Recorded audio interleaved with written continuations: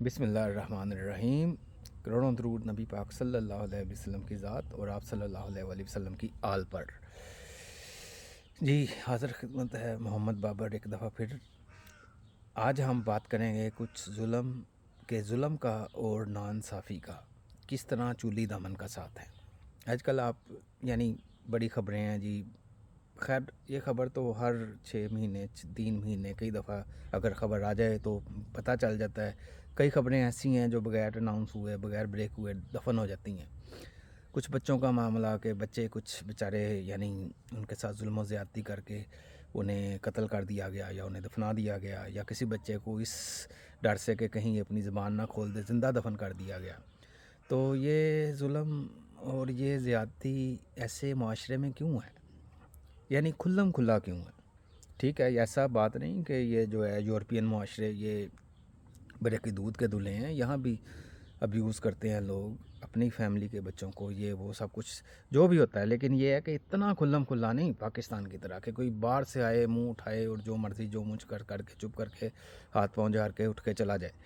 تو اگر یہ خبروں کی زینت بن جائے تو جناب ساری مشینری ایکٹیو ہو جاتی ہے، اور کسی کو CCD میں کسی معاملے میں اور کسی کو کسی اور معاملے میں قتل کر دیا جاتا ہے، مار دیا جاتا ہے، جو کہ غلط ہے، جو کہ عدالت کے تھرو ہونے چاہیے۔ لیکن اگر اصل پوچھیں تو حق ان کا یہی ہے، کیونکہ عدالتوں میں پھر انہیں چھوٹ ملے گی۔ وکیل بیٹھے ہوئے ہیں جناب فیسیں لے کے انہیں چھڑوانے کے لیے، اللہ تعالیٰ انہیں بھی ہدایت دے۔ لیکن جب کسی کو پتہ چل جاتا ہے کہ مجھے یہ نہیں سمجھ آتی کہ دیکھیں معاشرہ پورے کا پورا بگڑا ہوا ہے، وکیل کو پتہ ہے کہ یہ قاتل ہے یا یہ زانی ہے یا یہ، تو وہ اسے رشوت لے کے اس سے فیس اپنی لے کے اسے بچانے کی کوشش کر رہا ہے۔ میرا مطلب ان کا کیا سٹیٹس ہوگا؟ یہ ہم لوگ مر کے کہاں جائیں گے؟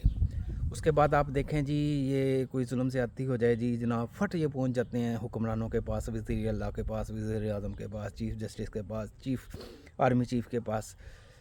کہ آپ دیکھیں کہ سسٹم میں کتنا گیپ ہے، کہ سسٹم میں کتنا گند ہے۔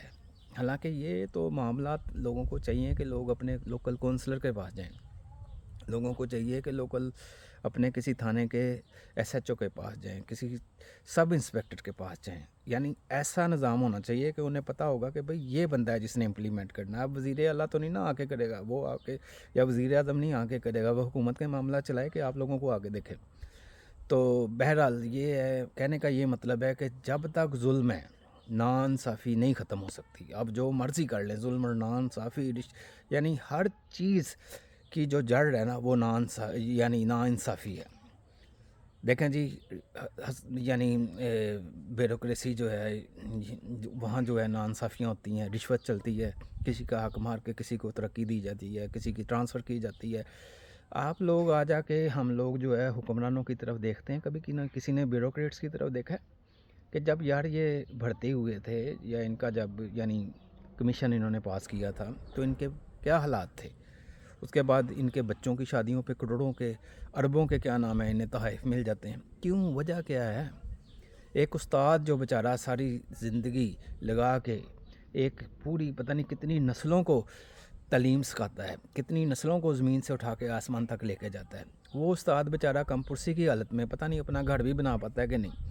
آپ یہ دیکھیں کہ کہیں کسی سرکاری ادارے میں جو PN ہے، جو بیچارہ قاصد ہے، نائب قاصد ہے، اس سے اوپر جو ہے وہ سب میرا مطلب کچھ نہ کچھ کما کے لے کے جاتے ہیں۔ جب تک یہ ناانصافی کا نظام ختم نہیں کیا جائے گا، آپ بھول جائیں کہ یہاں سے ظلم ختم ہو سکتا ہے۔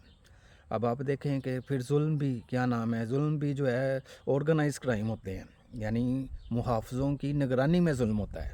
یہ ساتھ ملے ہوتے ہیں، انہوں نے ساتھ مل کے پھر جو بیچارہ جس کے ساتھ زیادتی ہوئی ہے وہ اگر کوئی شکایت لکھانے جاتا ہے اسے تنگ کیا جاتا ہے، اگر جی تمہارے ساتھ زیادتی ہوئی ہے پیسے دو پھر ہم تمہاری شکایت لکھیں۔ لوگ جاتے ہی نہیں ہیں شکایت لکھانے کہ ہم جائیں گے ادھر جائیں گے ان کی دیہڑی لگ جائے گی۔ لوگ کتنی گندی غلیظ یہ بات ہے کہ لوگ بیچارے اپنی پریشانی بتانے کے لیے تیار نہیں، اس محکمے کو جو پریشانی سننے کے لیے بیٹھا ہے کہ جی آج جائیں گے یہ ہمیں تنگ کریں گے، اس پارٹی سے اپنا کمیشن۔ یار مجھے یہ نہیں سمجھ آتی، آپ بتائیں کہ کیا بنے گا؟ ہم لوگ کھڑے کہاں ہیں؟ کہ ہم اپنے محافظوں کے پاس جانے سے ڈر رہے ہیں، جنہوں نے ہمیں تحفظ دینا ہے، ہم انہیں بتانے سے ڈر رہے ہیں ہمارے ساتھ کیا ہوا ہے، کہیں یار یہ جو جیب میں 4 پیسے ہیں یہ بھی نہ ہمارے نکال لیں۔ میرا مطلب واقعی غریب ملک ہے، عوام بیچاری غریب ہے۔ مجھے یہ نہیں سمجھ آتی کہ یہ جو ظلم زیادتی ہو رہی ہے، اگر کسی کو مجبوراً رشوت دینی پڑ رہی ہے، بیچارے کو مرے نہ مرتا نہ کوئی کیا کرتا، تو وہ ان سب کا یہ گناہ کس کے ذمہ جائے گا؟ کہیں مجھے کوئی فرشتہ نظر آئے یا مجھے کوئی کہیں سے پتہ چلے کہ اللہ پاک کی ذات ان لوگوں کو کیسے سزا دے گی، یہ لوگ کہاں کھڑے ہوں گے؟ ہم لوگ یعنی ہمارا کیا سٹیٹس ہوگا اس دنیا میں؟ تو چلیں رشوت دے کے یا جیسے بھی کر کے 2 نمبری کر کے گزارا کر لیا غریب آدمی نے، کیونکہ اس بیچارے کے پاس نہیں ہے کوئی، آپ نے اسے چھوڑا ہی نہیں اس قابل کہ وہ ایسا کام نہ کرے، تو آخرت میں اس کا کیا حساب ہوگا؟ مجھے یہ نہیں سمجھ آ رہی۔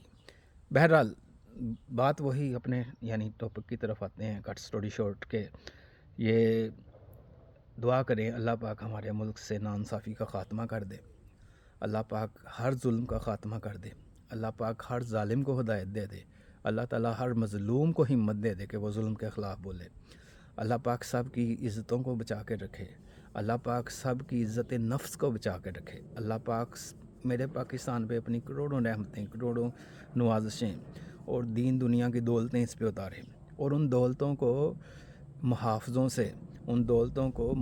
سے جو ہے محفوظ رکھے، ان دولتوں کو جو ہے جو لوگ جو حقدار ہیں ان تک پہنچائے۔ جی السلام علیکم ورحمۃ اللہ وبرکاتہ۔